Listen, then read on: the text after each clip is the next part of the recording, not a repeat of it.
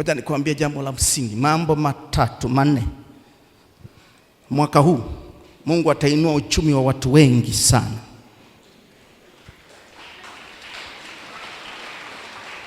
Kama ambavyo mwaka uliisha watu wengi wameinuliwa uchumi wao na wanaona wako kwenye standard nzuri.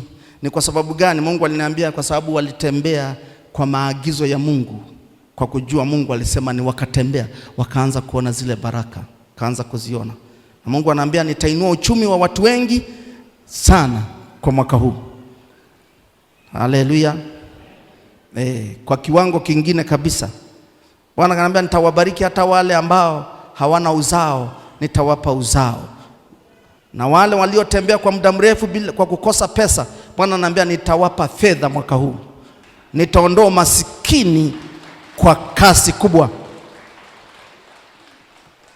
Na kila mtu ambaye, kuna watu ambao wananifuatilia huduma hii kwa uaminifu kabisa, naomba wawe wanaendelea kujitakasa.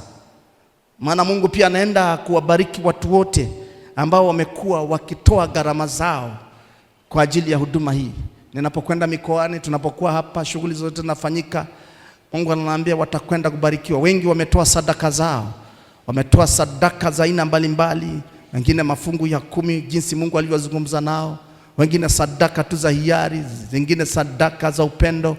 Sikiliza, Mungu ananiambia kwa sababu umefanya kwa uaminifu na unajitakasa, anakwenda kukuinua katikati ya watu, utatofautishwa na watu wengi, miongoni mwa watu wengi. Na yale magonjwa yaliyokuwa yanawalemea watu, yanawafuata, ni mwaka wa kufutiwa magonjwa yote na kumbukumbu yote, ili ukae katika amani, uanze kuona raha ya Bwana. Waebrania anasema wala hamjafika katika raha ya Bwana. Watu wengi wanakwenda kuona raha ya Mungu, ndipo watamtukuza. Watakuja kanisani si tu wanataka kuomba, watakuja kanisani wanataka kumtukuza Mungu kwa sababu wameona raha. Mpe Yesu makofi kama unanielewa.